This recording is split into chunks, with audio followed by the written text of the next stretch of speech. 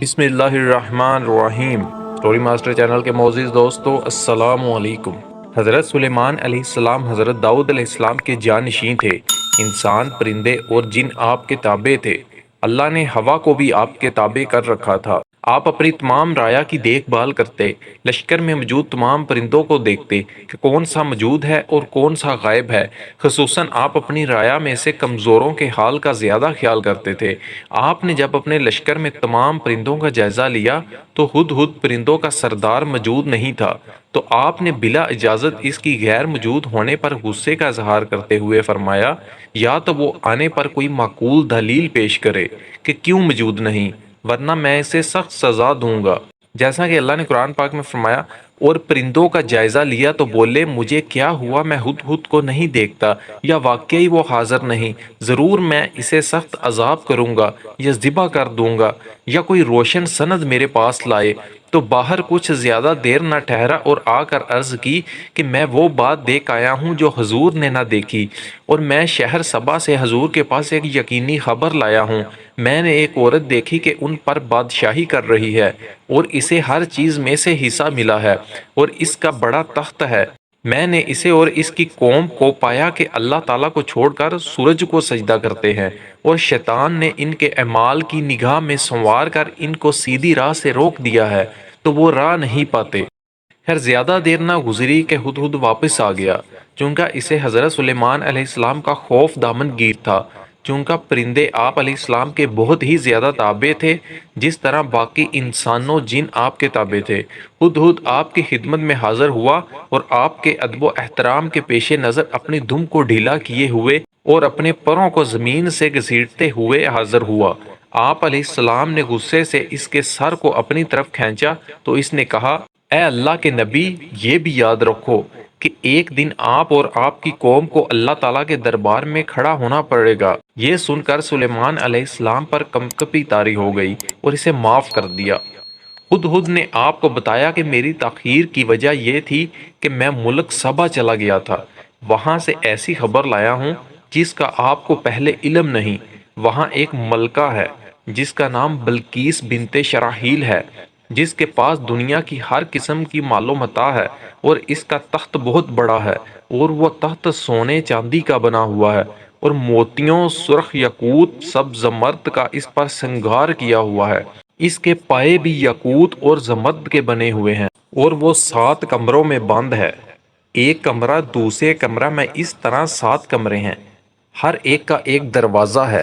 سوال یہ ہوتا ہے کہ حضرت سلیمان علیہ السلام شام میں تھے اور سبا یمن کا دارالحکومت تھا، صرف 3 مرحلے کے مسافت تھی، پھر آپ پر بلقیس کا تخت مخفی کیوں رکھا گیا؟ تو اس کا جواب یہ ہے، بے شک اللہ تعالیٰ نے مصلحت اور حکمت کے پیش نظر آپ پر مخفی رکھا، جیسے حضرت یوسف علیہ السلام کا مکان حضرت یعقوب علیہ السلام پر مخفی رکھا۔ حکمت اس میں یہ تھی کہ آپ اللہ تعالیٰ کا شکر ادا کریں اور اس سے دعا کریں، کیونکہ جب آپ کو علم عطا کر دیا گیا تو یہ آپ پر ایک خصوصی انعام تھا، حالانکہ آپ کو حکمت و نبوت اور کثیر علوم عطا کیے گئے تھے، اور اس معمولی بات کو مخفی رکھ کر اللہ تعالیٰ نے اپنی عظیم قدرت کو بھی ظاہر فرما دیا۔ حضرت سلیمان علیہ السلام نے کہا کہ ہم تیری بات کی پوری تحقیق کریں گے، جیسا کہ اللہ نے قرآن پاک میں فرمایا، آپ نے فرمایا ہم پوری تحقیق کریں گے اس بات کی کہ تو نے سچ کہا یا تو بھی غلط بیانی کرنے والوں میں سے ہے۔ حضرت سلیمان علیہ السلام نے خط تحریر فرمایا، اس پر کستوری لگائی، بند کر کے اس پر مہر لگا دی، ہدہد کو دیا کہ اسے لے جاؤ اور بلقیس کو پہنچا دو۔ ہدہد خط لے کر گیا تو اسے سوتے ہوئے پایا، وہ اپنے محل میں سوئی ہوئی تھی۔ وہ جب سوتی تھی تمام دروازے بند کر دیتی تھی، چابیاں اپنے سر کے نیچے رکھتی۔ اس کا تخت اندر 7ویں کمرے میں تھا۔ ہدہد مکان کے روشن دان سے داخل ہوا اور خط اس کے سینے پر رکھ دیا جبکہ وہ لیٹی ہوئی تھی۔ حضرت سلیمان علیہ السلام نے کہا، جیسا کہ اللہ نے قرآن پاک میں فرمایا، حضرت سلیمان علیہ السلام نے کہا، میرا یہ خط جا کر ان پر ڈال، پھر ان سے الگ ہٹ کر دیکھ وہ کیا جواب دیتے ہیں۔ وہ عورت بولی، اے سردار، بے شک میری طرف ایک عزت والا خط ڈالا گیا، بے شک وہ سلیمان علیہ السلام کی طرف سے ہے۔ ایک روایت میں ہے کہ جب ہدہد اس کے پاس پہنچا تو اس کے درباری لشکری اس کے پاس موجود تھے۔ ہدہد کچھ دیر اوپر پھڑپھڑایا، لوگ یہ دیکھ رہے تھے، یہاں تک کہ بلقیس نے بھی اوپر نگاہ اٹھا کر دیکھا تو ہدہد نے خط اس کی گود میں ڈال دیا۔ قوم کے سرداروں نے کہا کہ ہمارے پاس جنگی ساز و سامان تو کافی مقدار میں موجود ہے اور ہمیں جسمانی قوت حاصل ہے اور لڑائی میں ہم ثابت قدم رہنا بھی جانتے ہیں، اس لیے اگر جنگ کرنی ہو تو ہم اس کے لیے تیار ہیں، لیکن ہم تو تمہارے حکم کے پابند ہیں، اصل حکم تمہارا ہی ہے، تمہاری رائے ہی در حقیقت اصل رائے ہوگی، لہٰذا جو حکم ہوگا ہمیں منظور ہوگا۔ جیسا کہ قرآن پاک میں اللہ نے فرمایا، بولی اے سردارو میرے اس معاملے میں مجھے رائے دو، وہ کسی معاملہ میں کوئی قطع فیصلہ نہیں کرتی جب تک تم میرے پاس حاضر نہ ہو۔ وہ بولے ہم زور والے اور بڑی سخت لڑائی والے ہیں اور اختیار تیرا ہے، تو نظر کر کے کیا حکم دیتی ہے۔ بلقیس نے کہا دیکھتے ہیں کہ سلیمان علیہ السلام بادشاہ ہے یا اللہ تعالیٰ کا نبی، اگر بادشاہ ہے تو ہم اسے مال دے کر خوش کر لیں گے، وہ ہدیہ قبول کر لے گا، اور اگر وہ اللہ تعالیٰ کا نبی ہوا تو ہدیہ قبول نہیں کرے گا، پھر ہمیں چاہیے کہ اس کے دین کو قبول کر لیں۔ بلقیس نے حضرت سلیمان علیہ السلام کو آزمانے کے لیے کثیر تعداد میں غلام، کنیزیں، سونا چاندی، کستوری، عنبر اور یاقوت وغیرہ بھیجے کہ ہو سکتا ہے کہ مال سے کام چل جائے۔ جیسا کہ قرآن پاک میں ارشاد ہوا، بولی بے شک بادشاہ جب کسی بستی میں داخل ہوتے ہیں اسے تباہ برباد کر دیتے ہیں اور اس کے عزت والوں کو ذلیل کرتے ہیں، اور ایسا ہی کرتے ہیں، اور میں ان کی طرف ایک تحفہ بھیجنے والی ہوں، پھر دیکھوں گی کہ ایلچی کیا جواب لے کر پلٹتے ہیں۔ خیر ایلچی آپ کے پاس آیا تو آپ نے فرمایا اللہ تعالیٰ نے مجھے دین و نبوت اور علوم عطا فرمائے ہیں جو سعادت اخرویہ سعادت ابدیہ کے اسباب ہیں، اور اللہ تعالیٰ نے مجھے دنیا کا مال و دولت بھی اتنا عطا فرما دیا ہے جس پر زیادتی کی کوئی ضرورت نہیں۔ میرے جیسے شخص کو اس قسم کے ہدیہ سے کیسے اپنی طرف مائل کیا جا سکتا ہے؟ اس ہدیہ پر تم خود ہی خوش ہوتے ہو کہ تمہیں یہ ہدیہ حاصل ہے۔ یہ ہدیہ جو تم مجھے دے رہے ہو اس کی قدر و منزلت ہمارے نزدیک تو کچھ نہیں، تمہیں ہی اس کی کوئی قدر ہوگی۔ جیسا کہ قرآن پاک میں ہے، پھر جب وہ سلیمان علیہ السلام کے پاس آیا فرمایا کیا مال سے تم میری مدد کرتے ہو؟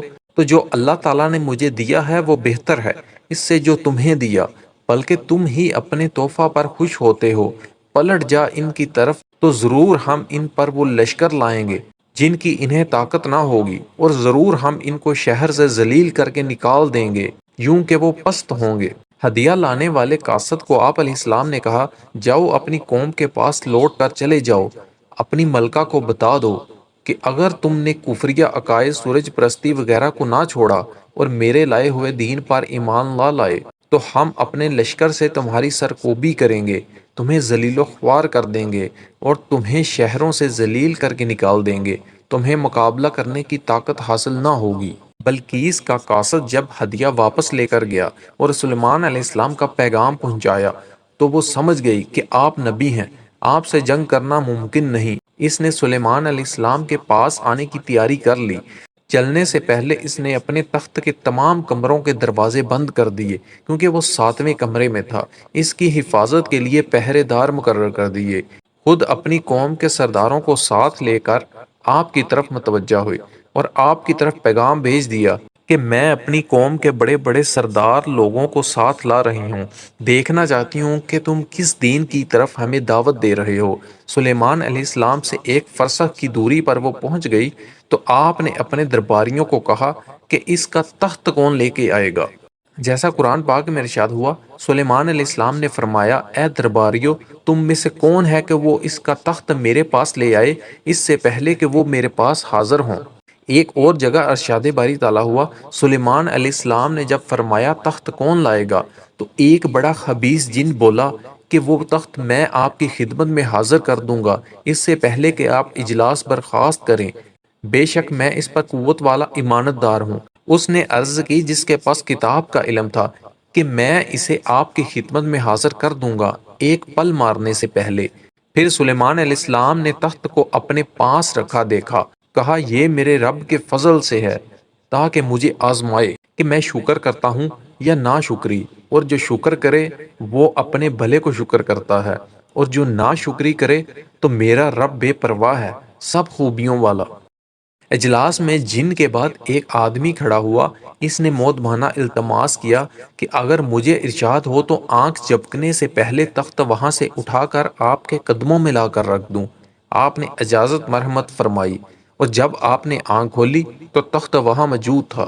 آپ نے تخت منگوانے کے بعد اس کی شکل میں تغیر و تبدیل کرنے کا حکم دیا تھا۔ اس کی وجہ یہ تھی کہ آپ نے فرمایا کہ ہم دیکھتے ہیں کہ وہ اپنے تبدیل شدہ تخت کو پہچانتی ہے یا نہیں۔ آپ اس کی سمجھ و دانائی کا اندازہ لگانا چاہتے تھے کہ اس سے پتہ چل جائے گا کہ وہ اللہ تعالیٰ کے دین کو بھی سمجھ سکتی ہے یا نہیں۔ اس کے آنے پر پوچھا گیا کہ کیا تمہارا تخت ایسا ہی ہے؟ اس نے جواب دیا، گویا یہ وہی ہے۔ حضرت سلیمان علیہ السلام نے اس سے پوچھتے ہوئے یہ نہیں کہا، کیا یہی تیرا تخت ہے؟ کیونکہ اگر آپ یہ سوال کرتے تو آزمانے کا مقصد فوت ہو جاتا۔ اس سے تو اسے جواب دینے کی طرف اشارہ مل جاتا، بلکہ اس کا جواب بھی نہایت عقل مندی پر موقوف تھا۔ یعنی اس نے یہ نہیں کہا یہ وہی ہے، کیونکہ یہ وہی نہیں تھا، بلکہ اس میں تغیر و تبدیل کیا گیا تھا۔ اور اس نے یہ بھی نہیں کہا یہ تو وہ نہیں، کیونکہ در حقیقت تخت تو وہی تھا۔ اس کی نفی کرنا بھی درست نہیں تھا، اس لیے اس نے بڑی عقل مندی سے جواب دیا، گویا کہ یہ وہی ہے۔ یعنی ہے تو وہی، لیکن اس میں کچھ تبدیلیاں کر دی گئی ہیں۔ حضرت سلیمان علیہ السلام نے بلقیس کے آنے سے پہلے سفید شیشے کا ایک محل تعمیر کروایا، جس کا فرش پانی کی طرح نظر آتا تھا۔ محل بنوانے کی غرض یہ تھی کہ بلقیس ملکہ ہے، وہ صرف اپنے انتظامات کو ہی نہ دیکھتی رہے، بلکہ اسے آپ کی نبوت اور خلافت کی عظمت اور آپ کی مجلس کا رعب معلوم ہو جائے۔ اس بلورین فرش کے نیچے پانی اور مچھلیاں بھی تھیں۔ آپ کا تخت اس کے درمیان تھا۔ جیسا قرآن پاک میں ارشاد ہوا، اس سے کہا گیا صحن میں آ۔ پھر جب اس نے اسے دیکھا، گہرا پانی سمجھی اور اپنی پنڈلیاں کھولیں۔ سلیمان علیہ السلام نے فرمایا، یہ ایک چکنا صحن ہے، شیشوں جوڑا۔ عورت نے عرض کی، میرے رب، میں نے اپنی جان پر ظلم کیا اور اب ایمان لاتی ہوں سلیمان علیہ السلام کے ساتھ اللہ تعالیٰ پر جو سارے جہانوں کا پروردگار ہے۔ اصل میں جب اسے کہا گیا کہ اس محل میں داخل ہو جاؤ اور تخت پر چل کر بیٹھ جاؤ، تو اس نے فرش کو پانی سمجھ کر پنڈلیوں سے کپڑا اوپر چڑھایا، تو آپ نے فرمایا یہ تو بلور کا بنا ہوا فرش ہے، پانی نہیں۔ تو اسے جلدی ہی اپنی غلطی کا احساس ہوا، اور سلیمان علیہ السلام کی عظمت، نبوت اور نورانیت نے ایسا اثر کیا کہ برملا کہنے لگی، میں نے آج تک اپنی عمر گنوا دی، اپنی جان پر کفریہ عقائد کے مظالم ڈھاتی رہی، اب تو سلیمان علیہ السلام کے ساتھ اللہ تعالیٰ پر ایمان لاتی ہوں۔ اس طرح بلقیس کو دولت ایمان نصیب ہوئی۔ اس قصے میں اللہ تعالیٰ نے یہ بتایا کہ حضرت سلیمان علیہ السلام کو کتنی حکمت و دانائی عطا کی تھی، اور وہ انسانوں، جنوں، پرندوں گویا کہ ہوا پر بھی اختیار رکھتے تھے۔ اور یہ بھی بتایا کہ ایک عام انسان جسے کتاب کا علم ہو، وہ اس کتاب کے علم سے کیا کر سکتا ہے۔ ایک عام آدمی تھا جس نے اپنی کتاب کے علم کے ذریعے، جو یمن میں تھا، آنکھ جھپکنے سے پہلے مسجد اقصی میں پیش کر دیا۔ سبحان اللہ۔ اللہ تعالی ہمیں بھی صحیح معنوں میں کتاب کا علم حاصل کرنے کی توفیق عطا فرمائے۔ آمین۔ الحمدللہ رب العالمین۔